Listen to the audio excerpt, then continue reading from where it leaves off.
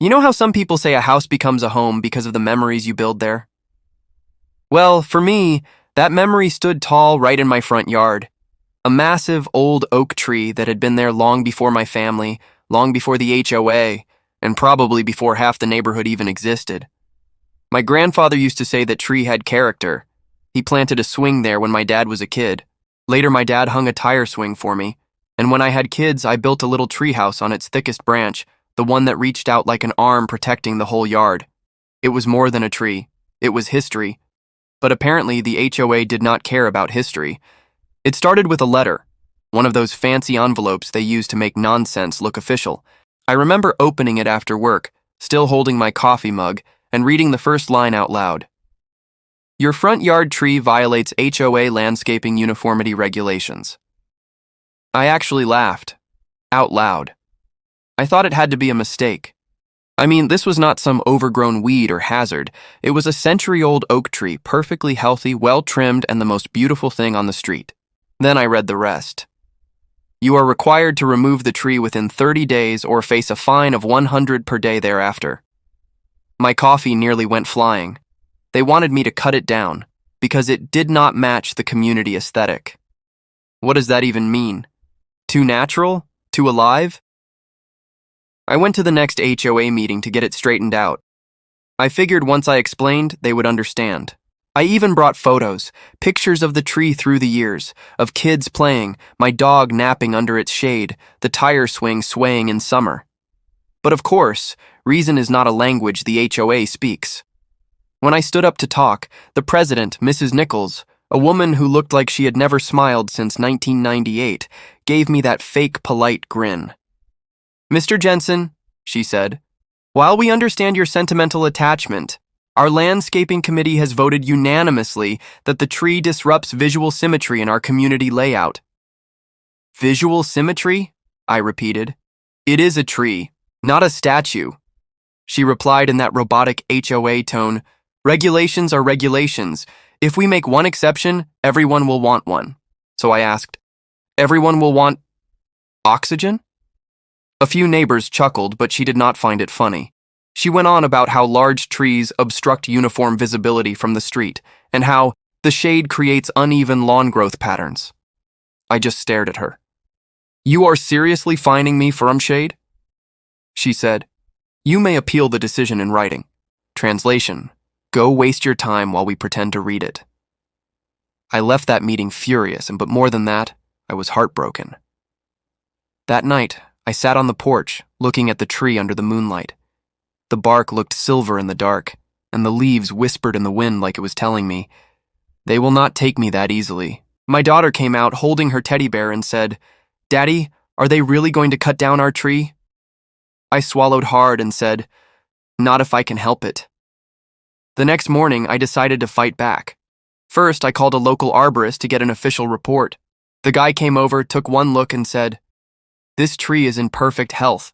Cutting it down would be environmental vandalism. I liked the sound of that, environmental vandalism.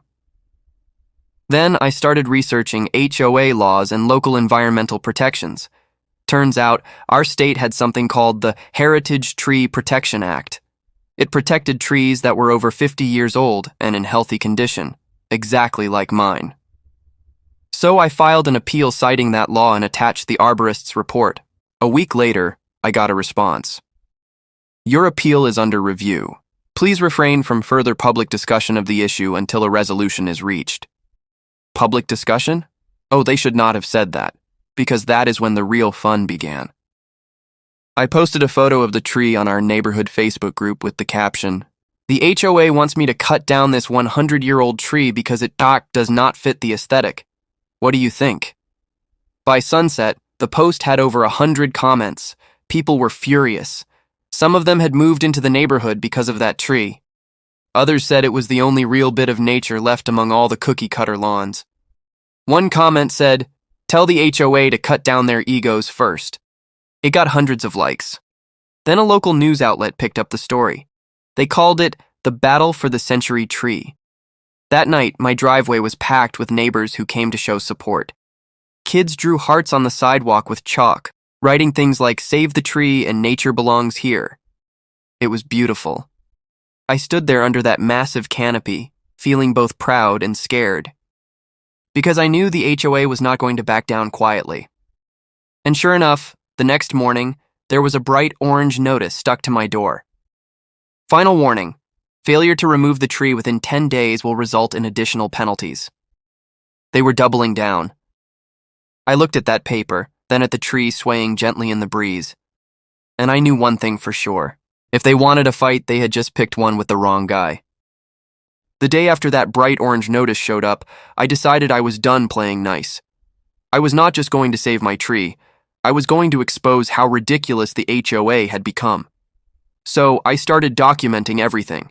Every letter, every fine notice, every smug email from Mrs. Nichols. I even began recording our phone conversations, because people like her tend to change their stories faster than the weather. A few days later, I got a call from a local reporter named Sarah. She said, "We saw your post about the oak tree. Mind if we do a short segment for the evening news?" I said, "Short segment? I will make coffee." By 3 p.m., there was a news van parked outside, and a small crowd had gathered again. Neighbors brought lawn chairs, kids waved signs they made in art class, and I just stood there beside the tree like its human bodyguard. When the camera started rolling, Sarah asked, "Why is this tree so important to you?" I looked straight at the camera and said, "Because it was here before any of us. It gives shade, oxygen, and memories. It is not hurting anyone. The only thing it is blocking is the HOA's ego." That clip aired that night, and it blew up. By morning, it had spread online, shared across social media under hashtags like Save the Century Tree and Shoko Overreach. Even people from other states were commenting things like, "How dare they touch a 100-year-old tree? This guy's HOA needs to be fired, not the tree." It was the kind of attention the HOA definitely did not want. That weekend, the next HOA meeting was standing room only. I could see the frustration on Mrs. Nichols's face as she tried to regain control of the crowd. She started with her usual calm but fake tone. "Let us remember to maintain order and follow procedure." But someone from the back shouted, "Procedure? You are fining a man for having oxygen in his yard." The room erupted in laughter and applause. I stepped up to speak, holding up the official arborist S report in one hand and a printed copy of the Heritage Tree Protection Act in the other. I said, "According to state law, removing a tree like this is illegal without environmental clearance. So not only is the HOA wrong, but if they keep pushing, they could face fines." You could have heard a pin drop. Mrs. Nichols blinked rapidly, then said, "We were not aware of such legislation." "Maybe you should read more than your own rule book," I replied. A few people actually clapped. She quickly called for a recess, clearly panicking. The rest of the board members started whispering among themselves while the crowd kept buzzing. When they finally returned, she cleared her throat and said, "After reviewing new information presented, the board has decided to temporarily suspend enforcement actions regarding the tree pending legal review." In plain English, we messed up. But I knew that was not the end of it. The next morning, I woke up to find an email from the HOA IS legal compliance officer, some lawyer who clearly thought he could intimidate me. He wrote, "Please be advised that public media involvement may constitute defamation if unsubstantiated claims are made against the HOA." So, I sent him a screenshot of the law and the news clip and replied, "Defamation only applies if it is not true, and everything I said is true. On record." After that, silence. Meanwhile, the story kept growing. A local environmental group reached out and offered to certify the oak as an official heritage tree, which meant it could never be legally cut down without state approval. The day they installed the small bronze plaque at the base of the tree, neighbors clapped and cheered. My daughter took pictures, beaming like it was her birthday. It was a victory, but Mrs. Nichols was not done sulking. At the next meeting, she announced with a strained smile, "The HOA will be revising its landscaping guidelines to ensure future clarity regarding large vegetation." Everyone knew what that meant, a face-saving move. So I stood up and said, "You can revise all you want, but that tree stays forever." She gave me that look, half anger, half defeat. Then I added with a grin, Maybe we will hang Christmas lights on it this year. Real bright ones. The room burst into laughter. That was the moment I knew. I had not just saved a tree. I had reminded the whole neighborhood that we do not have to bow down to every pointless rule. Because sometimes standing tall like that old oak is the best kind of rebellion. After the news segment, the legal back and forth and the neighborhood drama, life finally began to calm down. But something strange happened. The same HOA that once wanted the tree gone started using it as a symbol of community pride. A month later, I received a letter from the HOA. For a moment, my heart skipped a beat. I thought, here we go again. But when I opened it, it was not a fine. It was an invitation. Dear Mr. Wilson, in light of recent community discussions, the board would like to formally recognize your contribution to neighborhood heritage. We invite you to speak at our next event, Preserving Our Green Spaces. I laughed so hard I nearly dropped the paper. The irony was too good. The same woman who wanted to bulldoze my oak tree now wanted me to give a speech about preservation, but I accepted. When the day came, the whole neighborhood gathered at the park, kids running around, old folks chatting in lawn chairs, and even Mrs. Nichols standing stiffly behind the podium like she was hosting a royal event. When it was my turn to speak, I walked up with a small photo in my hand, an old black and white picture of the oak tree from the 1930s, back when the land was still farmland. I said, "This tree has been here longer than any of us. It has seen storms, droughts, new houses, and generations come and go. It stood tall when this place was nothing but open land.